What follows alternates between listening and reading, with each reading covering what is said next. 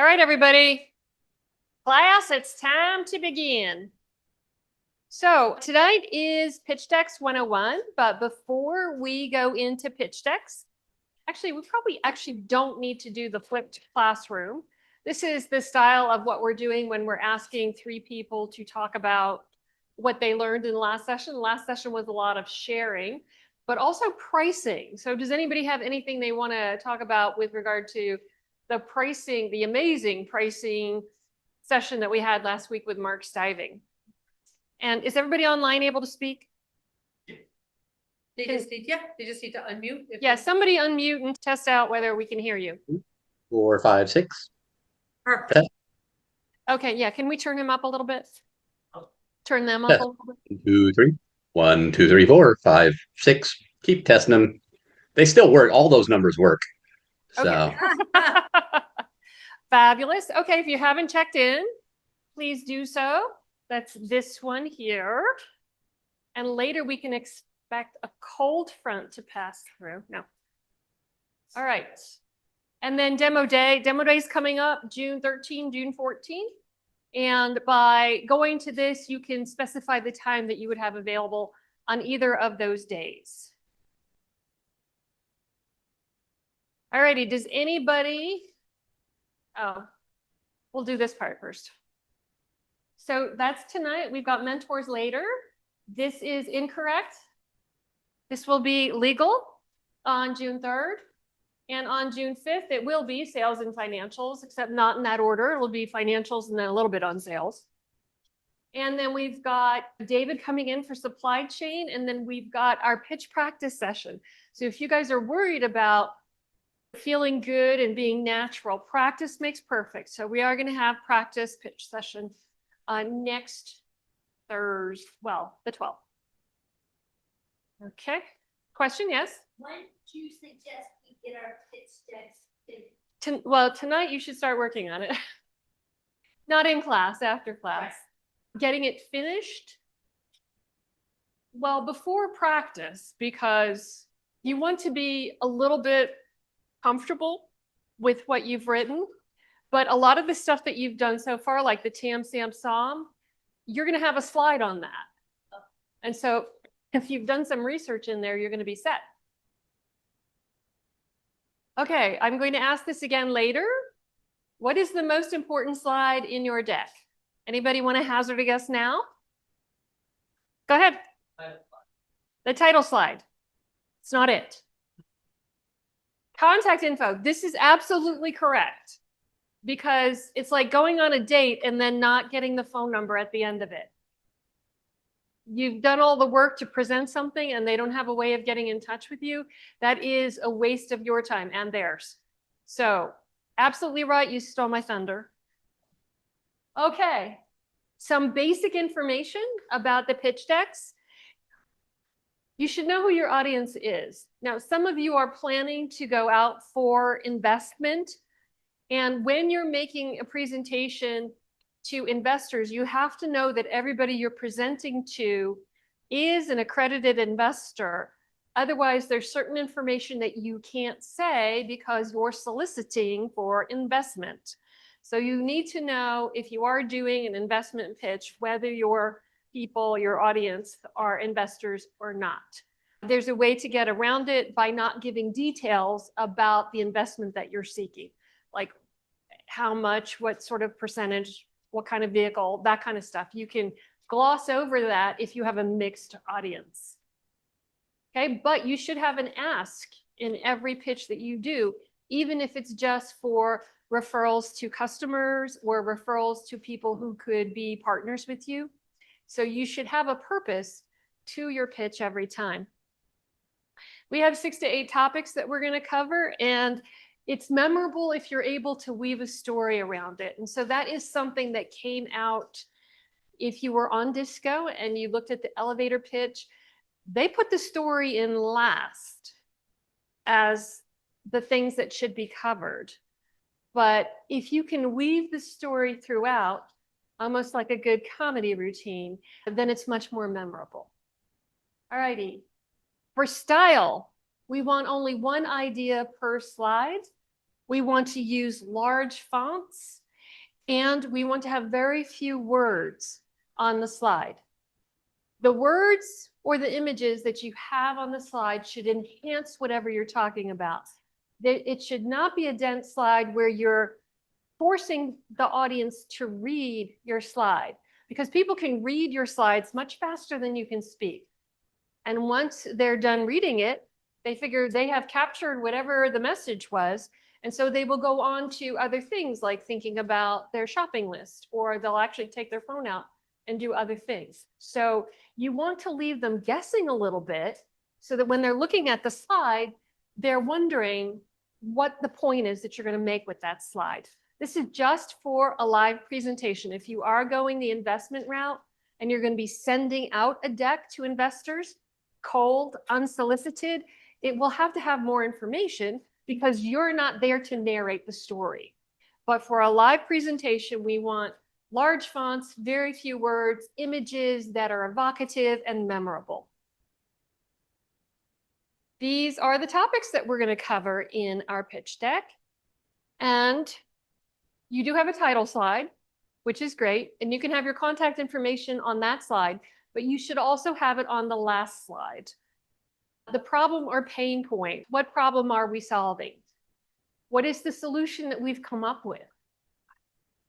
What is the market opportunity? So remember we talked about TAM Samsung last week, and we had the list of investors and how early they wanted to see how big the market opportunity was. And that's because they are looking for a 30 to 50x return on their investment. And so they need to know that the market is large enough to support that investment. The business model, this is how you make money. Yes, ma'am. It depends on what stage they're investing, but early stage, like pre-seed and angel investors, 30 to 50x. And the reason that it's so large is because they are going to get diluted with later rounds of financing. So when you're starting off and you're looking for those angel investors, they need to see that 30 to 50x possibility of a return. Yes?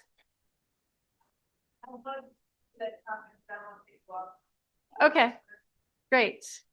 All righty, competition, actually, this is in the wrong order. Competition should be right after the market opportunity. They're a little bit more closely related than the business model. These can flip, but they're okay in that order as well. And then traction. Traction is sales. The only thing that is traction is sales. Everything else is stuff that you make yourself feel good about, and they're milestones. Okay, so milestones are the steps that you've taken. You had a patent issued. Okay, that's not traction. That's just like a fact. It's a piece of paper. Okay, you have letters of intent. Well, they're just intent. That's not sales. Sales is traction. So just be careful how you label your slide. If you have sales, you have revenue, that's traction. If you have other steps that you've taken, you've identified a place where you want to have your business located in a brick and mortar, that's a milestone. That's something that you've done, but it's not traction. Your team. We are interested in your team. The founders can make or break an idea. And so we will go into what we're looking for there. And then lastly, but not actually last, is the ask. What is it that you're looking for? And then the last slide should be your contact slide. We're going to take each one of these things in turn. I have some good examples and some poor examples. We usually deal with the poor ones first. So the problem, we want this slide to be not too descriptive. I know engineers love to spend a lot of time on the problem and their solution, and that is a waste of time. So with the problem, if it is a readily identifiable problem, people can relate to it, you don't have to spend too much time on it. And we've already done customer discovery, right? So we know how to phrase the problem so that people understand what it is, because we've interviewed 20 people one time and 20 people another time. Okay, you only spend about 1 minute on this because it should be a readily identifiable problem, and you can use pictures as a demonstration. So here we have what I would consider to be a poor example of a problem slide. This part is fine. 1 in 2 people have cancer in their lifetime. That's readily identifiable, right? But then we have all of this other stuff. So the tool rapidly creates a gene atlas of mutations. That's very exciting. Yes, that's a GAM. And their gene analysis maps will revolutionize genetic testing. Yes, ma'am. Oh, look. Right. Have that part and you don't say any of the. Right, the rest of the stuff doesn't really have to be on the slide. Just the impact part, right? 1 in 2 people will get cancer. Wouldn't you like to know what kind? Thank you, because I always thought a pitch deck was so that you could sit there and read directly off of what the cards say. Oh God, no. If you have slides and you're reading the slides to the audience, you're not necessary. Okay, thank you. Because I was always trying to make them like make sense and be short, but to really explain a product, you can't do it in one. No, so you need to create a script. Okay, and the script should explain what's on the slide and impart all of the information. You're the star of the show when you're pitching. And so it's your mannerisms, it's your tone, and it's your information that they should be focused on. The slides are only there to enhance or reinforce. Hang on, oh wait, she's coming with the mic. Should we generalize like this, or should we talk to the people that are there to listen to the pitch? Well, Like, have you ever? What more do you need to say about people are going to get cancer, right? Now we're going to deal with the solution. So we Gotcha. do have to explain more Okay. about the solution. Gotcha. Can you, if you come up with a problem, could you ask the problem to the audience you're pitching to? Could be like, have you ever Well, are you experienced? expecting an interactive pitch session? Well, if it's something that you can think maybe, like, have you ever been late to the bus? You can, most people would be like, sure, I've been late to a bus before. Right. Well, we're not actually asking them to answer. But Okay, so yeah, you don't I mean, want can't, no, you could. You could, You okay, say, have you ever been late to the bus? You could tell a story. gotcha. I woke up yesterday, was 10 minutes late, got dressed as fast as I could, and I missed the bus. Gotcha. So it depends on if you're trying to relate or something like that, maybe. Right, but you can present the Gotcha. problem in that way. You Okay. can do it with a series of questions, but it's not going to be interactive. And then you also have to think in terms But of they're not going to interact with you, you're saying. probably not too much. Gotcha. So if you're going to do that, you have to be more of a comedian kind of thing to know you're going to kind of be looking for some wait for them to have a little face movement, a little giggle, and then move on to the next thing, and then know exactly how you're going to tell and weave the story. Right, Okay, I see what you're saying. right. You have to Gotcha. build the story Okay. and weave it That's good because to know that. if you are presenting to investors, they see lots and lots of pitches and they don't like gimmicks too much. So just keep that in mind. Yes, right. Yeah. Okay, so now we have a revamped version of that first slide. So, and this is another good example. So overheating is a real problem. Okay, now the question is, are we talking about a car product or are we talking about a package product? And it turns out we're talking about a package product. Okay, but this is a very easily relatable, see how the two pictures are worth 1,000 words? We're not going to see what his product is, but his product was like a donut that had like cooling effect to it. So you could sit on this donut and be comfortable. Okay. All right, so the solution, you can spend up to 2 minutes on this because you are explaining how your product or service will work. You can use pictures if you have them. So if you have a physical product, you can show it here. But you don't want it to be too big, probably, unless it's really interesting. Do not demo your product at this point in time. If there is interest in what you're doing, they will ask for a demo. Screenshots are terrible. They're terrible even in a situation like this where you guys are relatively close. If you have an app and you have a screenshot, nobody can tell what is going on in that screenshot. And so it is just a waste of time. You're better off telling them how the app works. People are usually familiar enough with how apps work that you can tell the story around it. Yes, ma'am. If it's a, okay.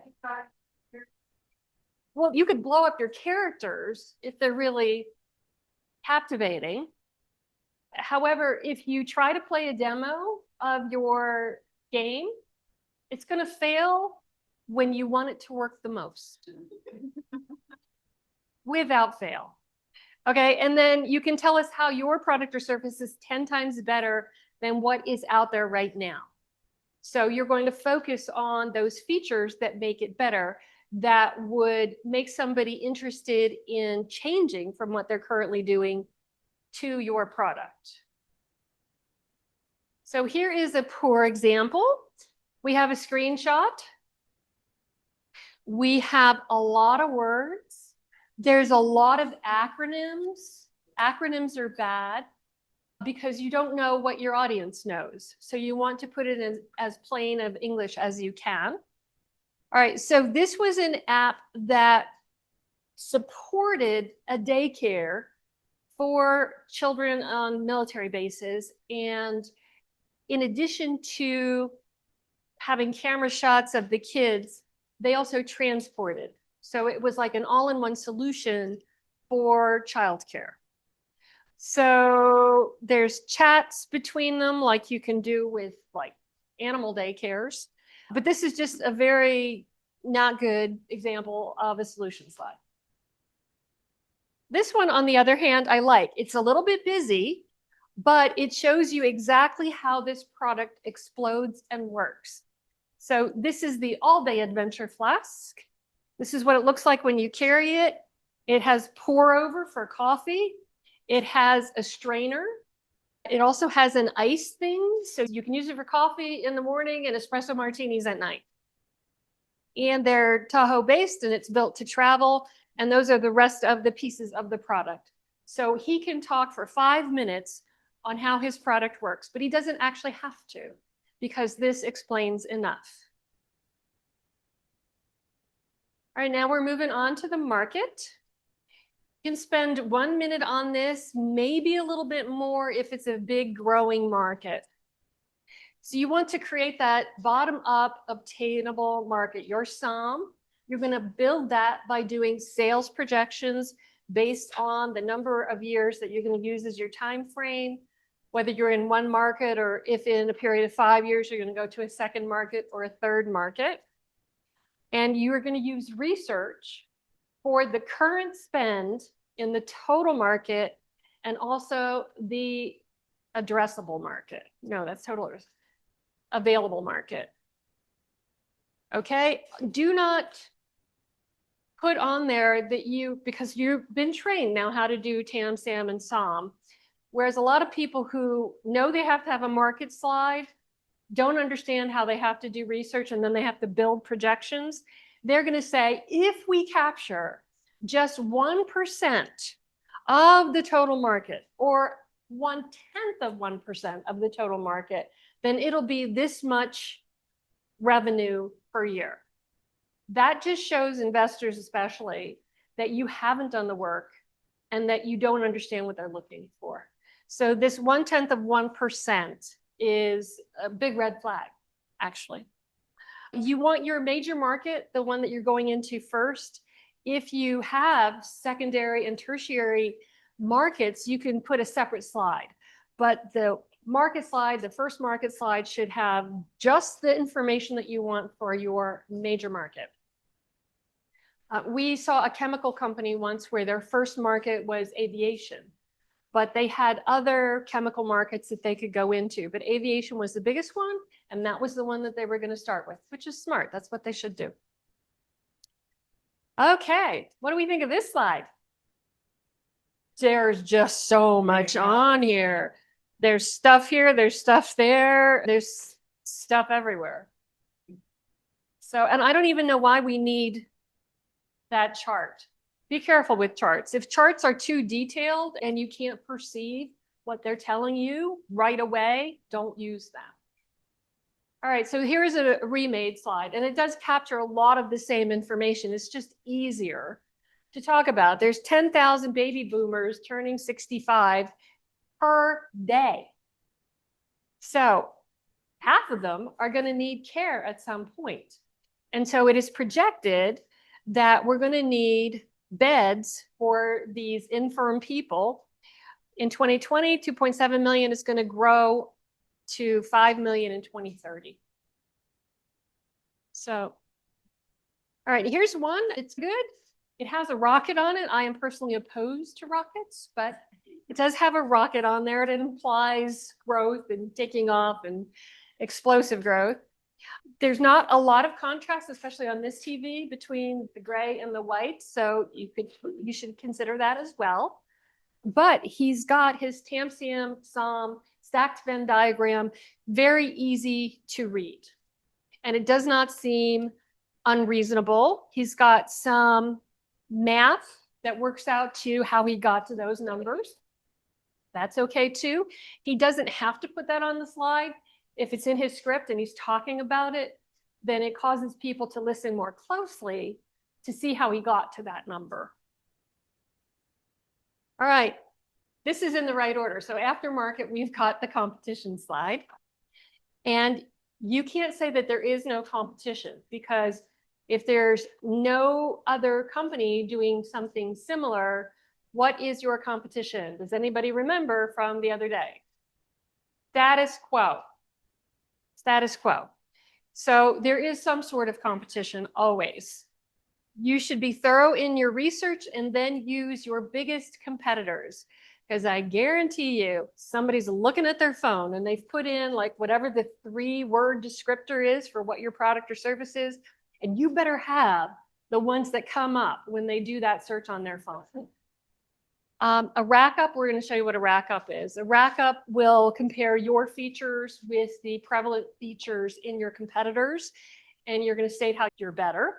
You may be doing something that they're not doing. You definitely want that thing in the rack up. And if you do a price comparison, you should check your prices every time before you do your presentation. So that, because that's also going to be available in their phone. And then you're only going to spend a minute on this. All right, so this is what a rack up looks like. It will have your company listed first or last. Personally, I like it first because that's what the eye is drawn to. And then you're going to have the logos of your other companies, or you're going to actually have the names of them. Like I had to make it small because of these other words, but yours can take up your whole slide. And so if they're readily recognizable logos, you can use those. And then you'll mention how you're better than Meta or Google Ads or whatever. And this one down at the bottom where it says price, so that you don't have to check your actual price every time. You can represent your relative price to your competitors with these dollar signs. Like it's really inexpensive, $1 versus 2 sets of dollars or 3 sets of dollars, and you get a relative feel for it. Okay, another thing is like the check marks are green. They do have those features. The X's are smaller. They don't have those features. And so you want to draw the eye to your stuff. So your check marks should be brighter, and they can even be bigger than the others. Here is a not great example. Who's our competition? Professional sports teams such as the NBA and NHL. And also college sports teams. So this company wanted to create a whole new sports circuit for sumo wrestlers. And so their competition, well, they just picked the NBA and the NHL. All right, now, do you remember the all-day adventure flask? So here is his competitive rack up.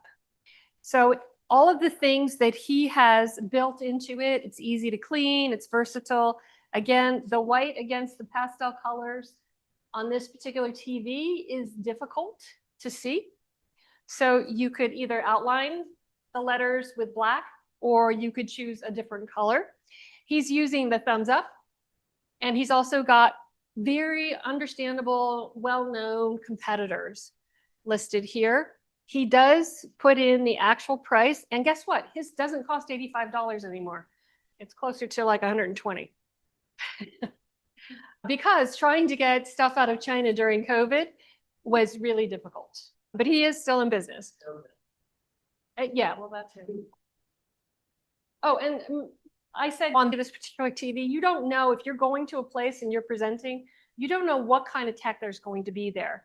So you have to make your deck with that in mind, that it has to be high contrast, easy to see from the back of a large room. Those should be in the back of your mind when you're building your deck. This company, see, even the green check marks here are smaller than his check marks. Up at UNR, they have a business competition every year. It's called the Sontag competition. And these two guys presented their business plan. Now, we've talked about the business model canvas. So back when they were doing the competition, the people who were judging wanted to see those 30-page business plans, and that was part of the competition. But then they got to present at the end. And so these are the different features that they have. The difference in their product is they built it on a Tacoma wheel bed so that it could go to more remote places more readily than these others that have larger wheelbases. And the other thing is they're using marine grade finishes. So the things were thicker and they were waterproof, and so they weren't going to crack. And they also had, well, it doesn't say that here, but they did have solar panels on the outside. So it was a really cool product. They won the competition that year, which is probably going back at least 6 years now. And they're no longer called Stern, they're called Truck House. And so you can move around with them. They also cost a lot more than $159,000 also. Well, Tacomas have gone up too. All right, for your business model, what are you selling? What are you selling it for? How are you selling it? So the method of delivery, whether it's software as a service, or if it's direct to consumer, or if it's business to business, that should be on your business model side. How are you making money? If you have a physical product and you know what it's going to cost to make, then you can include your cost to make it and then what you're selling it for, what your margin is. Yep, you can spend 1 to 1.5 minutes on this. This is interesting to investors because mostly, if it is a SaaS product, a business-to-business SaaS, software as a service product, they generally get a higher multiple than a consumer good or an app. Because when businesses buy into software, they're very slow to change out of it. They have a high cost of switching. And here is somebody's business model. Yeah, well, I got 2 questions. Go ahead. If we ever like our that. Oh, so you have a physical, you have an actual product. Yes, so if I know like all those numbers and like if I'd say I know my customer acquisition costs are gonna be, Yeah, if you, my wholesale costs, if you know your CAC and Okay. your all that stuff. LTV. Okay. So be as best, for this, you should be as specific as Yes. down to the nitty gritty for the number. You don't have to get super nitty gritty because Uh-huh. you're just trying to, what is the purpose of the pitch deck? Is to get the next meeting. Okay, gotcha. So that's when you can go. I don't have to do like pre-tariff, post-tariff kind of stuff like that, anything No. like that. Okay. Okay, let's make sure. Okay. I've had a time. Oh, I just did it. Okay. Yeah. I was just wondering if you could clarify the difference between how will it make money and how are you selling it? Because it sounds a little bit like the same question to me. How are you selling it? Well, that's like direct to consumer. Or Okay. if it's SaaS, it's software as a service, or it's an app. So it's how is the customer getting your product? So how are you selling it? Versus what are you selling it for? What is the price? Well, no, how will it make money was one of the bullet points. Oh, well, what are you selling it for? You hope it's making money, so you should be able to describe what your margin is if it's a physical product. If it's an app, Oh, okay. That makes sense. yeah, if it's an app, you're gonna have like your sunk costs are all in development. So you don't have to try to figure out what it costs you to make one more copy of it. Got it. Thank you. Yes, Can I ask a question? So business model must be, hang on. this model must be connected to some, yes? Because if you do marketing research, so you understand that your SOM is 5% of the market. So you calculate your business model based on your SOM, yes? So for example, if you think that there are 50,000 users for the software, Yeah. so you build business model based on this data, yes? It sounds to me like you might be trying to do it backwards. If you have a price that you want to charge from your research, your customer discovery, and then you're projecting how many users you're going to have month over month for the period of whatever your SOM is, 3 years, 5 years, then you'll be building your, well, that's your SOM. Your business model, you will have your price because you need the price in order to get to SOM. Yeah, they're very related. And the second question, so if there are more than one flow of income, do I have to mention them all? Streams. Yes. I often see more than one revenue stream. And if you're doing an app or you're doing software as a service, you may break down the price by tiers. So if you're going into an enterprise, it might be one price for 0 to 5 users, a different price for 6 to 20 users. And then your last price will be like, let's negotiate, let's make a deal for that last price.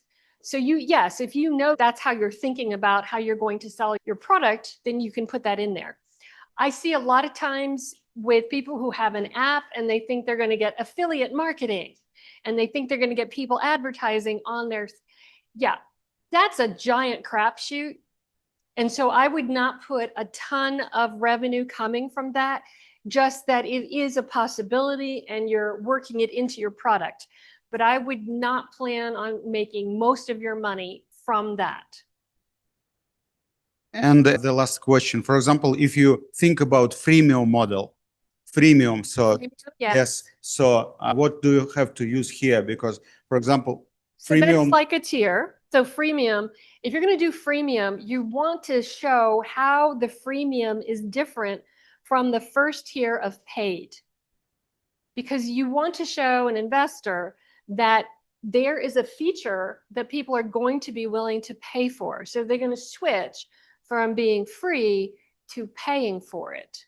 And then you should probably have another premium price for even more features. But it's that first one, that first feature that is going to make people jump from freemium to being paid that you want to show. thank you. And then. Yes, Andrew? Oh, do you have a question online? Yes. We do. Mine's specific because I'm not pitching a product, right? I'm pitching a service and I'm pitching to, I have two different types of people that I'm pitching. I'm pitching investors to invest in the business, to grow the business. And I'm pitching distributors to potentially acquire me as a business or acquire my portfolio or basically acquire Become my a customer. business and become someone that works for them. So I am curious as to how I would potentially tailor. Tailoring is the key. You want at least 2 different decks. You should Two decks. know your audience Okay. and your deck should be tailored to that audience. So if you're seeking investment, the whole deck should be about that, right? Showing traction, sales. If you're making a sales pitch where you're trying to get a distributor to pick up your line, or even if you're going direct to a restaurant or a bar to get them to pick up your line, you're going to have a different deck that deals with that. Well, that's 3 decks, but okay, yeah. Yeah, you should have I'm a thinking different decks library is really what you're or a closet full of Of decks. different decks because there's many going to be decks? different time requirements for them Sure. and there's going to be different audiences. So it depends on who you're talking to. Plus, you're going to have probably 2 different send out decks if you're really seeking an investment. So a send out deck that's short and pithy, and then one that has more detail. Lots of decks. Okay. Lots of decks, yes. Just like if you were on an elevator and you only had 2 floors, you would have to like be really quick about what your product is. Right. If you're riding to the 85th floor, you've got a little bit more time to flesh out the idea. Sure. So that's why there's different decks for different purposes. Online question? Yes. Thank you. Ben Online wants to know, would you add product expense costs onto the business model slide? So Ben wants to know if you would add product costs onto the business model slide. If you have a physical product, yes, you can say what your all-in price is, and that should include your landed cost, and then what you're going to retail it for. And you could actually have two different prices that you're going to retail it for. If you go into your own website, you can charge a little bit less for it. If you're going through Amazon, you're going to have a lot more fees. You can charge a little bit more for it. So if you know that going in, that you've got these different price points, you can share it on your slide. Yes, Sadia. Is there a blank triple circle tan Sam soft that we can plug our numbers into? How am I gonna, the three circles with your Yeah. TAM and your SAM? Is there a place I can download that and plug numbers into it, or do I have to recreate it from scratch? Well, yeah, there's all sorts of templates. Do we have one to give you? Do we? Yes, Okay. please. Thank you. Is it available in Disco? Okay, great. There is so much information on the internet about pitch decks, and it's not going to be exactly like what I cover, but there is no end of templates. Canva, you can make them in Canva. What I would say is don't ever send anybody a keynote presentation, because that never works. That's like the video on the important day. Just never, like, people can't receive it. They can't put it up there unless,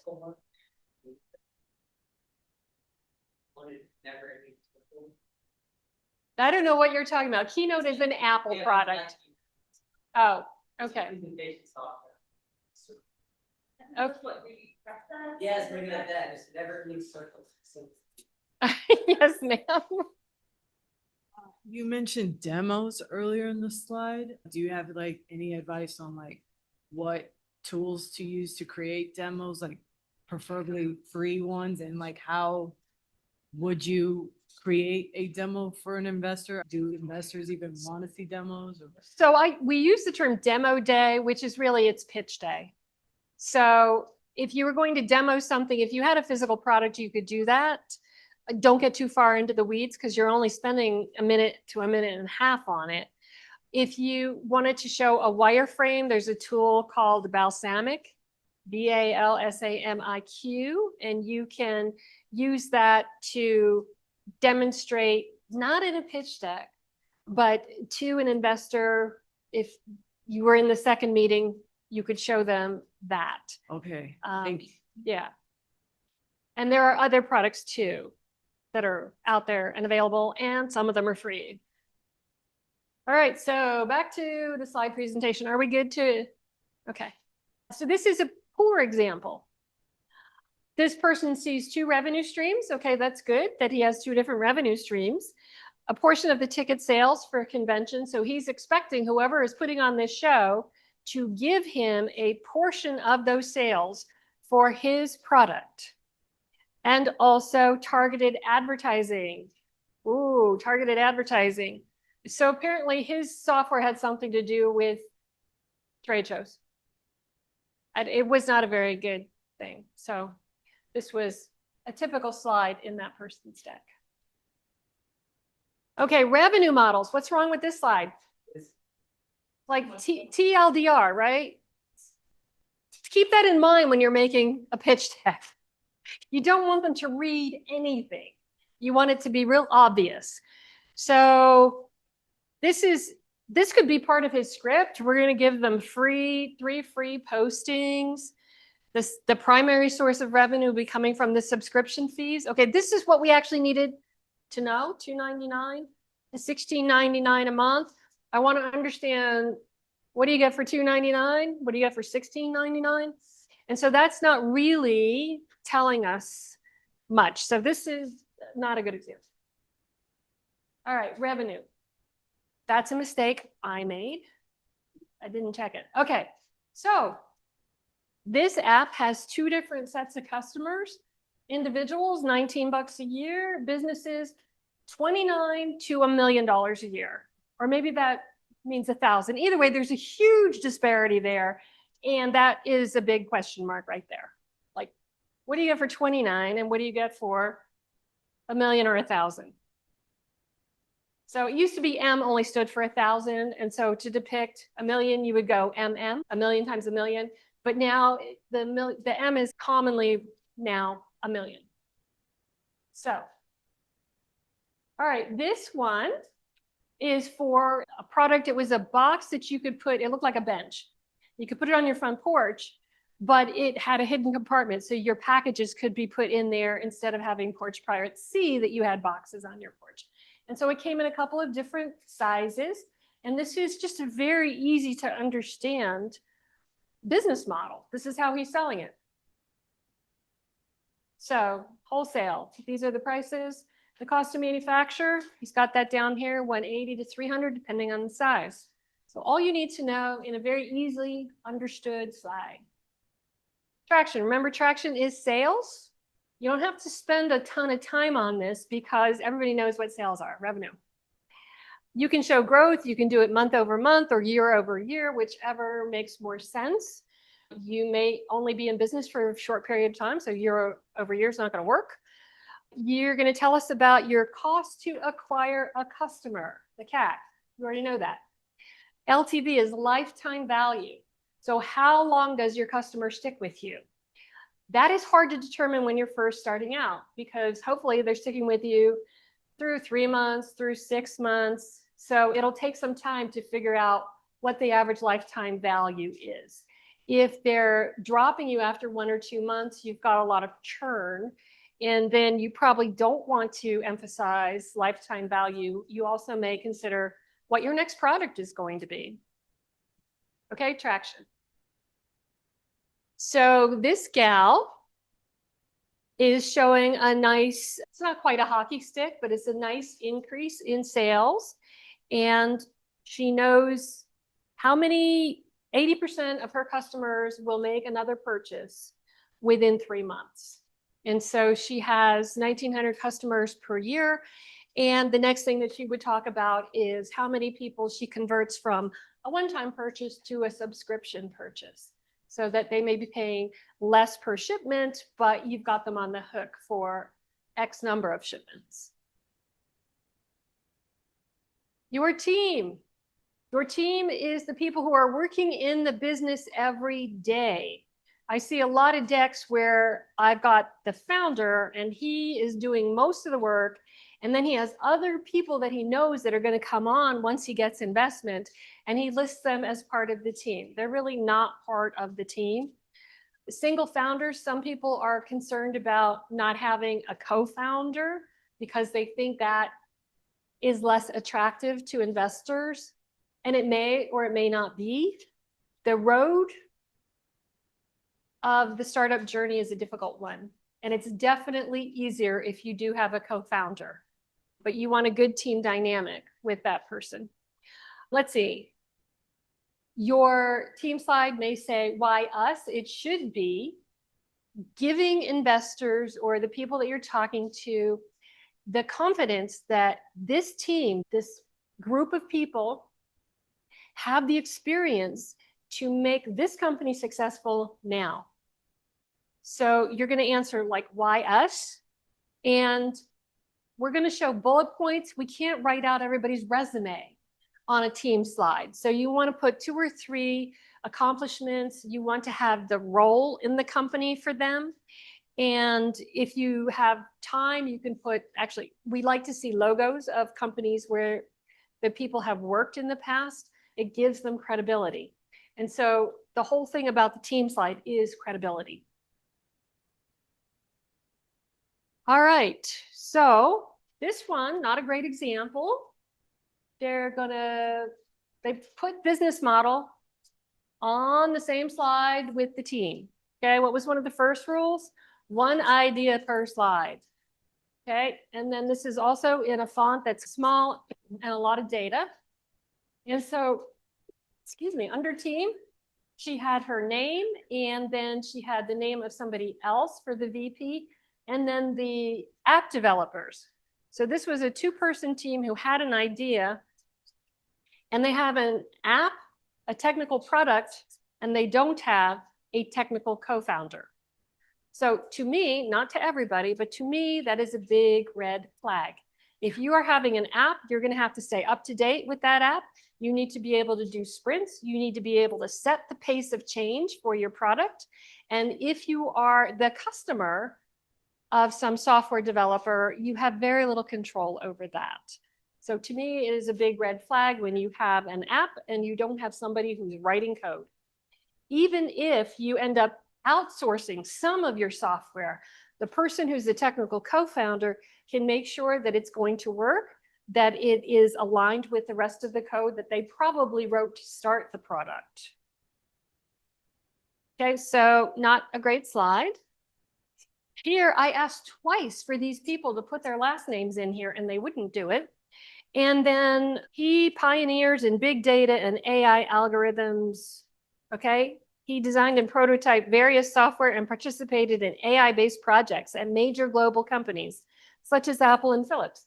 Okay, so all he really has to do is take out that last sentence. He could put the Philips logo and the Apple logo, and that gives him instant credibility. Okay, her, we don't know where she's worked. So, and I think they're brother and sister. All right, here is one of my favorite slides of all time. So this is a Las Vegas-based company. It's called Snooze. We stay at the downtown Grand, and they have these sound machines to help people go to sleep, white noise machines.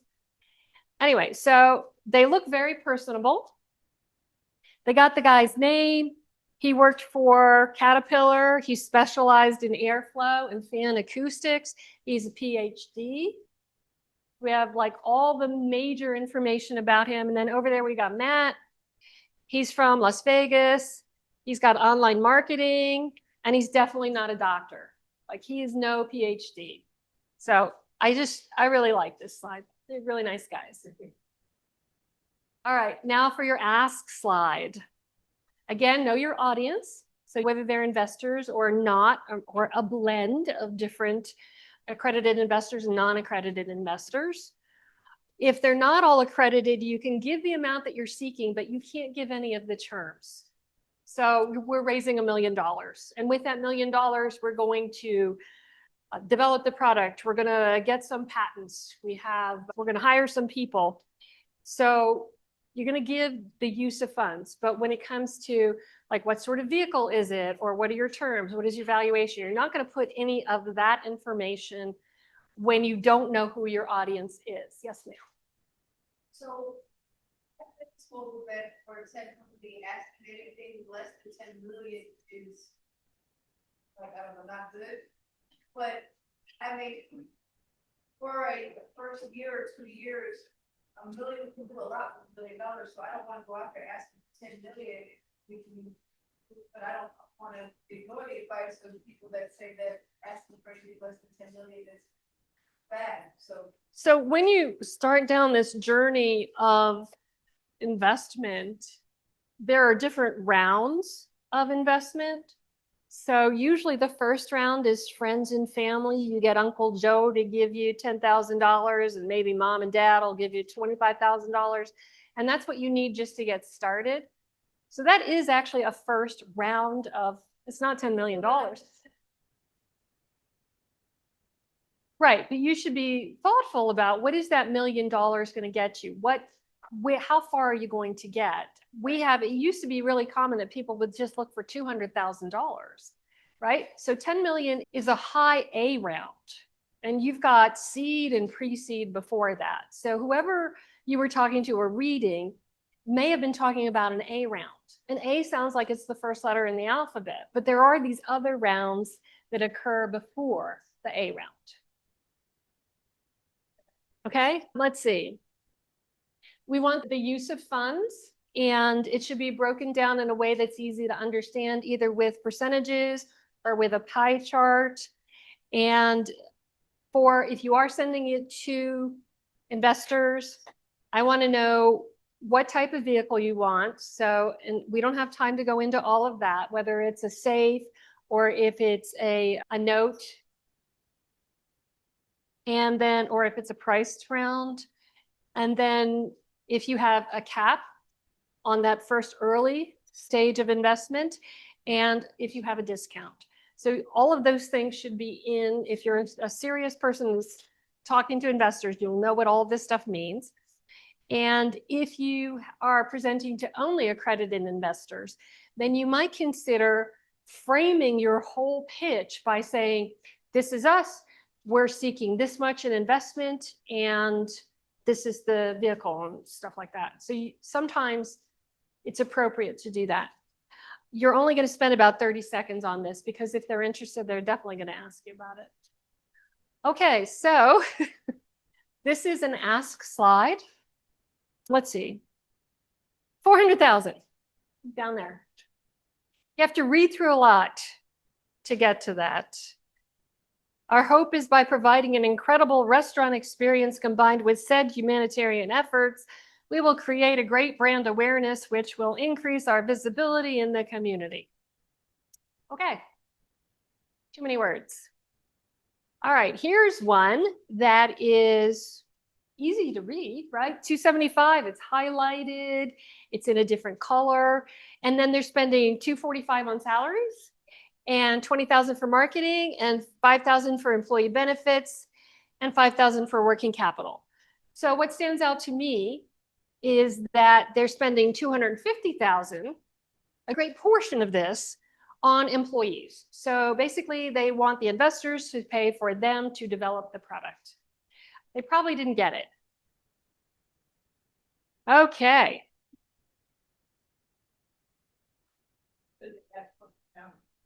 It's too much money for people and not enough for growing the product. They should have asked for 500, for an extra 100 on market. Probably would have been a better ask. Did you have a question? Nope. Don't be shy.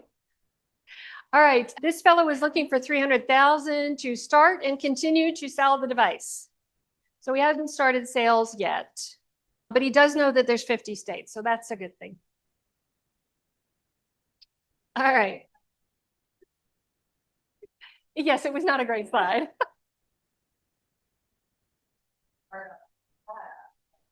No, but all these examples came from decks that were sent to Startup NV. Later on, can we circle back to that slide and see how we could do that right instead? This one? That one, right. Oh, okay. So somebody in the room, I don't know if you could hear them. They said they might have been better off asking for 500,000. Andrew, somebody wants to get in. Oh, Ken's there. 500,000, but still half of it is going to salaries, which is a lot for an early stage when you have no sales. So I can't remember what the company is. That because of the price of the salaries that they mentioned, or that they mentioned salaries? It's just that so much of it is going to people for salaries. Like if you were interested in the product, those are reasonable questions to ask. Like, so how many people is that supporting and what are their roles? Oh, absolutely. Yeah, absolutely. I agree. Okay, that makes sense. Thanks for clearing that up. Okay. Yes, in the back.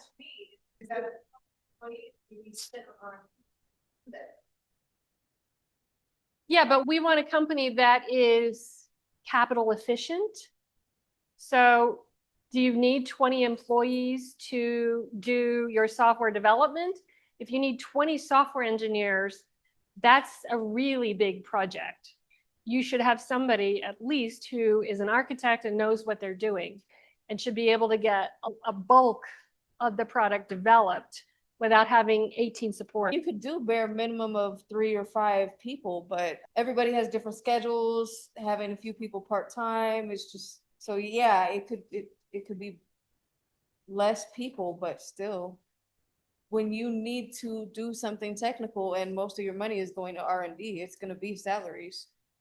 Well, unless you at have least a the first year. technical co-founder who is putting sweat equity into the company. Still. Okay. There's a question behind you too. The gentleman.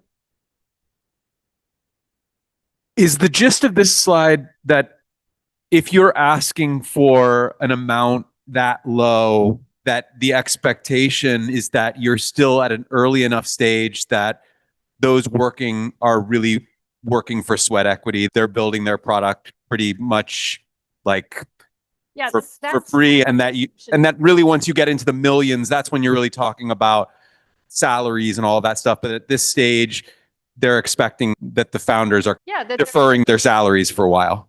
yes. Yeah. Question up here. Oh, and back there. Why don't you stop back there first? Yep. So when you look at this right here, the first thing the funders are gonna say are, what were you doing before these salaries came up to be abreast? Because it doesn't show anything about your product. You're asking for salary, but you're not showing anything in your product. So I don't know how that's gonna work. Right now, but keep in mind that we're not seeing their whole pitch deck, right? I'm taking these examples from various presentations. And so they may have a great product. My guess is, because it is such a low amount, that this is their first round of funding, and that since they're trying to spend so much on salaries, that they don't actually have a product yet. And so they're asking for somebody to pay for them to develop a product. So the product is not proven at all. So, but we're inferring a lot with this one slide where I'm just trying to show you it could be an issue. Yes.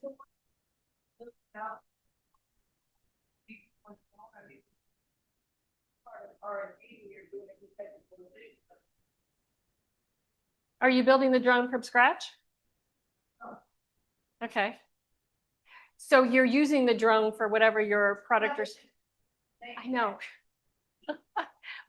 Right. You spend a huge amount of money on these things, so there is space, there has to be space for, people understand it, right, investors to understand. Right? Yep. Well, you better have a big idea. That right up front, because Right. Marketing is something that investors are actually interested in because it's going to increase sales. You're going to show revenue growth. So revenue growth trumps everything. It's like when you're a sports team, winning trumps everything. So don't skimp on the marketing then. Well, you have to make sure that it's efficient marketing. Okay. All right. Sergey has a question. Is there minimum amount of ask? Is there a minimum amount of ask? Yes. It depends on who you're talking to. If you have a rich Uncle Fred, like, what is he willing to invest in you? Going out and getting investment distracts you from your business. It is a huge job. So if you're embarking on this journey, you have to plan for when you're going to do this, because if you have a team behind you and you can go out and raise money, then you're relying on them to carry the ship forward, right? But if you're the visionary and they're doing that without you, you're splitting your time. Don't do it for a little amount of money. But then I would also say, don't take too much investment if you don't need it. What is again, coming back, what is the minimum amount we can ask? What don't scare investors? That won't scare investors? Yes. Well, it depends on which investors you're talking to. There's not a hard and fast rule. If you have a product and you have people who believe in you, you can go to your friends and family first, and you may be able to raise $100,000, $300,000 from them and then see where you get. But now you've taken investment. And so for the next round, you better show some good progress with what you've already received. So I know we're short on time because we want to do our mentors. So do we have a lot of slides left or? No, we're near the end. Okay. Okay. So here is one slide. I'm going to remake this because there's a lot going on here. It's hard to see which colors go with which line item. And so I made it easier by making a pie chart and then using the colors that are associated with them to understand. 500K for 12% equity or preferred stock. And what's not on here is the valuation cap. I don't think. Right. Whoops, going the wrong way. Okay, and this one has really good information, but again, there's just too much information on this sheet. So that's the slide we made. So back here, 600,000, they're spending 70% on marketing and sales, and then they're giving us details on what they're doing with it. And then they're spending 30% on content creation and technology, and that's what they're doing.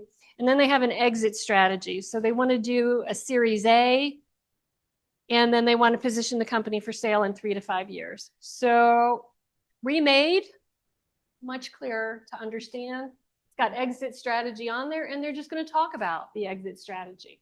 Doesn't have to be on the slide.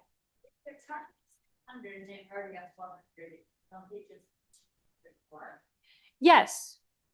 Yes, but the 400 that's committed, it's committed, right? They don't have it in the bank. So this is a typical practice when you're seeking investment. This is called soft circled. So there's people who have said yes to you and they've given you an amount that they're willing to invest. And so, yeah, you could be talking to investors who want to invest 500,000. They may have a minimum. So now what are you going to do? Are you going to take the extra 300? Yeah. Well, maybe you will, maybe you won't. But this just gives them a little bit more information. All right, and then the last slide is the thank you slide. And that should have the company logo, the contact information, because, Sadia, it is the most important slide in the deck. All right, and then on style, these are things that we've been talking about repeatedly.